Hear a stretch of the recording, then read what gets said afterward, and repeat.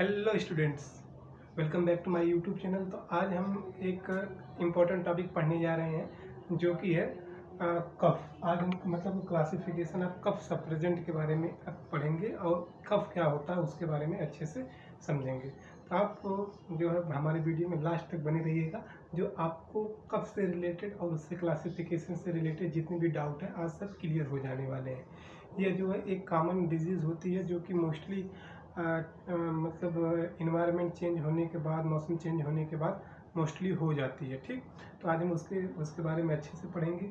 हमने जो है प्रीवियस लेक्चर में अभी हमने पढ़ा था अस्थमा के बारे में कि अस्थमा क्या होता है और उसमें यूज होने वाली ड्रग के बारे में अच्छे से पढ़ा था। तथा मीन्स हम ये कहना चाह रहे हैं कि हम अभी जो है अभी हम मतलब लंग्स पर और रिस्पायरेटरी ट्रैक से रिलेटेड जो डिजीज़ होती हैं उनके बारे में पढ़ रहे हैं और उन पर एक्ट करने वाली मतलब उनको ठीक करने वाली जो भी मेडिसिन होती हैं, दवा होती हैं, उसके बारे में उसका क्लासिफिकेशन कर रहे हैं। ठीक, ऐसे हमने जो है ब्लड पर एक्ट करने वाली दवा के बारे में पढ़ा था। उसके बाद जो है सेंट्रल नर्वस सिस्टम पर, उसके बाद कार्डियोवास्कुलर सिस्टम पर, उसके बाद पेरिफेरल नर्वस सिस्टम पर, ये सब हमने अच्छे से कर लिया, पढ़ लिया। अगर आप नहीं देखें तो आप हमारे प्रीवियस लेक्चर में ज़रूर से जाकर देख कर आइएगा, वहाँ पर जो अच्छा कंटेंट दिया गया है। चलिए देर ना करते हुए अब हम जानेंगे कि कफ क्या होता है। ठीक, तो कफ का मतलब कफ तो आप समझ ही रहे होंगे क्योंकि सब जानते हैं कि ऐसा कोई नहीं है जिसको खांसी नहीं आई हो, ऐसा कोई नहीं है जो इस उम्र में या इस फेज में जो कोई मतलब खांसी और कफ से परिचित ना हो। सब परिचित है, लेकिन एक थोड़ा सा हम साइंटिफिक लैंग्वेज में हम आपको बता दे रहे हैं कि क्या होता है, कफ क्या होता है। तो कफ जो है एक ये क्या है, गाढ़ा चिपचिपा बलगम होता है। ठीक, गाढ़ा चिपचिपा मतलब वाइट कलर का गाढ़ा होता है, मतलब उसकी जो डेंसिटी होती है बहुत ही कंसंट्रेट होता है। गाढ़ा चिपचिपा मतलब बलगम होता है। ठीक, तो उसको थोड़ा सा हिंदी लैंग्वेज में अगर समझना चाहें तो उसको इस प्रकार से समझ सकते हैं।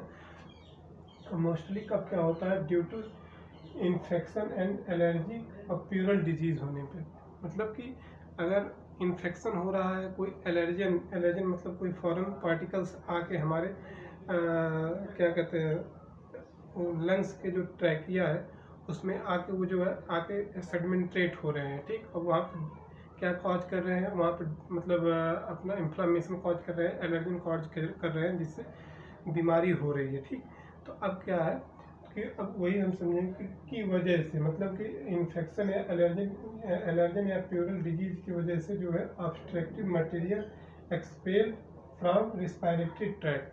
मीन्स इसका जो हम एक फ्लो चार्ट में लिख कर लाए हैं, इसका मतलब आप जल्दी से समझिएगा कि जैसे कि इन्फेक्शन और एलर्जन और प्लूरल डिजीज की वजह से क्या होता है कि एक ऑब्स्ट्रक्टिव मटेरियल का मतलब जैसे जो जनरेट हो रहे होते हैं, मतलब कि इन्फ्लामेशन क्या कहते हैं इन्फेक्शन और एलर्जन से जो पदार्थ जो जनरेट हो रहे होते हैं, ठीक, वो धीरे धीरे बनने लगते हैं। क्या है कि जैसे कोई एलर्जन जाके क्या हुआ, रिस्पायरेटरी ट्रैक पर बैठा, ठीक, वहाँ पर एक्ट किया, वहाँ पर गया, ठीक, तो अब वो वहाँ पर जाके अपना मतलब डुप्लीकेशन करने लगेगा और वहाँ पर डिजीज़ कॉज करेगा। तो डिजीज़ कॉज करने का मतलब मीन्स यही हो गया कि अब वहाँ पर एक ऑब्स्ट्रक्टिव मटेरियल जनरेट करेगा। तो वही ऑब्स्ट्रक्टिव मटेरियल जो है एक्सपेल हो जाता है कहाँ पर, रिस्पायरेटरी ट्रैक पर। मीन्स सीधी भाषा में हम ये कह सकते हैं, एक साइंटिफिक लैंग्वेज में अगर हमको समझना रहे कि जो रिस्पायरेटरी ट्रैक होता है वहाँ पर एलर्जन या इन्फेक्शन की वजह से, ठीक, एलर्जन या इन्फेक्शन की वजह से जो ऑब्स्ट्रक्टिव मतलब मटेरियल का फॉर्मेशन होता है उसी को हम क्या कहते हैं, कफ कहते हैं। समझ में आया क्या कि इन्फेक्शन और एलर्जन की वजह से रिस्पायरेटरी ट्रैक में जो ऑब्स्ट्रक्टिव मटेरियल का फॉर्मेशन होता है उसे हम क्या कहते हैं, कफ कहते हैं। ठीक, यह जो है इसमें मतलब दो इसके एडवांटेज भी हैं और डिसएडवांटेज भी हैं। एडवांटेज ये हैं कि ये जो है क्या होता है कि रिस्पायरेटरी जो ट्रैक होता है उसको जो है प्रॉपर उसमें जो मतलब क्या कहते हैं नमी होती है, ह्यूमिडिटी होती है, उसको मेंटेन बनाए रखते हैं और उसमें जो है उसको मतलब फ्लेक्सिबल बनाए रखते हैं। ठीक, ये अगर एक मतलब एक लिमिटेशन में अगर रहे अगर ये सिचुएशन, तो वो जो है प्रॉपर जो है मतलब उसमें फ्लेक्सिबिलिटी मेंटेन बनी रहती है। लेकिन जब यही जब ओवर एक्सेस हो जाता है, जब ज़्यादा होने लगता है, तब क्या करता है, तब ये जो है हमको सांस लेने में काफ़ी ज़्यादा असुविधा होने लगती है। ठीक, काफ़ी ज़्यादा असुविधा होने लगती है, मीन हम प्रॉपरली सांस नहीं ले पाते हैं। ठीक, प्रॉपरली सांस नहीं ले पाते हैं तो हमको जो है सांस फूलने में थोड़ा दिक्कत होती है। ठीक, तो और इसमें जो है आदमी खांसता रहता है ऐसे ऐसे करता रहता है, मीन्स जो उसमें जो रिस्पायरेटरी जो ट्रैक में जो भी मतलब गाढ़ा चिपचिपा पदार्थ जो जमा हुआ है, वो जो है मतलब ओरल कैविटी के द्वारा बाहर निकल आए, और जब वो जब निकल आता है तो हमको थोड़ा सा रिलीफ और आराम मिलता है। ठीक, आप अच्छे से समझे होंगे। ठीक, क्योंकि ये जो है सामान्य तौर पर प्रत्येक पर्सन को, प्रत्येक आदमी को ये बीमारी मीन्स ये एक प्रकार का सिम्टम्स है, बीमारी इसको नहीं कर सकते, क्योंकि ये एक बार थोड़ा मौसम चेंजिंग हुए वजह से होता है और ये स्वतः ही ठीक हो जाता है, इसमें कोई घबराने और परेशान होने की कोई बात नहीं है। लेकिन जब थोड़ा सा एक्सट्रीम लेवल पर पहुंच जाता है, थोड़ा सा दिक्कतें होने लगती हैं, तो हम हॉस्पिटल जाते हैं और इसका ट्रीटमेंट करवाते हैं। ठीक, तो आई होप आज आप अच्छे से कफ के बारे में समझे होंगे। ठीक, अब चलिए अब हम क्लासिफिकेशन के बारे में अच्छे से समझ लेते हैं और पढ़ लेते हैं। तो मतलब कफ को सप्रेस निकालने के लिए जो हम मेडिसिन का जो इस्तेमाल करते हैं, आज हम उसका क्लासिफिकेशन करेंगे। उसको हमने कितने भागों में बांट दिया, उसको हमने 4 भागों में बांट दिया है। ठीक, कौन कौन से, आप भी एक बार हमारे साथ साथ दोहराइएगा। एक हो जाएगा एंटीटर्सिव, एक हो जाएगा फेरेंजियल डिमुलेंट, ठीक, एक फेरेंजियल डिमुलेंट और एक्सपेक्टोरेंट और म्यूकोलाइटिक्स। ठीक, म्यूकोलाइटिक्स। तो एक बार फिर से आप समझिए, एंटीटर्सिव हो जाएगा, एक हो जाएगा फेरेंजियल डेमुलेसिएंट और एक हो जाएगा एक्सपेक्टोरेंट और एक हो जाएगा म्यूकोलाइटिक्स। ठीक, एंटीटर्सिव, फेरेंजियल, डेमुलेसिएंट, एक्सपेक्टोरेंट और म्यूकोलाइटिक्स। तो ये हमारी क्या हो गई, कैटेगरी हो गई। ठीक, आप भी एक बार दोहरा लीजिएगा। और उसके बाद जो एंटीटर्सिव में कौन कौन सी मेडिसिन आती हैं तो हम पढ़ेंगे। इसमें आ जाएगी कोडीन, आ जाएगा, क्या हो जाएगा, कोडीन। आप भी दोहराइएगा, कोडीन हो जाएगा, एक हो जाएगा फोलोकोडीन, सॉरी यहाँ तो फोलो रहेगा, फोलोकोडीन, और एक हो जाएगा नॉस्कैपीन, फ्लोकोडीन, नॉस्कैपीन। ठीक, क्या हो जाएगा, एक कोडीन हो जाएगा, एक फोलोकोडीन हो जाएगा, एक नॉस्कैपीन हो जाएगा, नॉस्कैपीन। ये किसके अंतर्गत आ जाएगी, ये एंटीटर्सिव के अंतर्गत आ जाएगी। कौन सी, कोडीन, फोलोकोडीन और नॉस्कैपीन। अब इसमें फेरेंजियल डिमुलेसिएंट में आ जाएगा लोजेंजीज, क्या हो जाएगा, लोजेंजीज, और सिरप हो जाएगा, और हो जाएगा लिंटसेस। ठीक, क्या हो जाएगा, एक हो जाएगा जो है लोजेंजिस सिरप और लिंटस। ठीक, एक बार आप भी दोहराइएगा, लोजेंजिस सिरप और लिंटस। ठीक, और एक्सपेक्टोरेंट में क्या हो जाएगा, एक्सपेक्टोरेंट में हो जाएगा जो है पोटेशियम आयोडाइड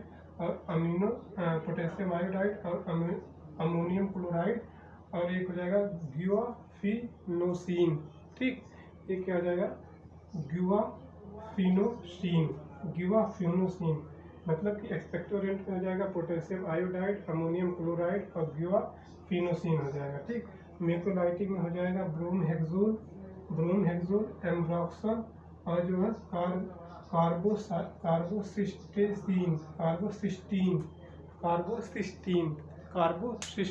कार्बोसिस्टीन।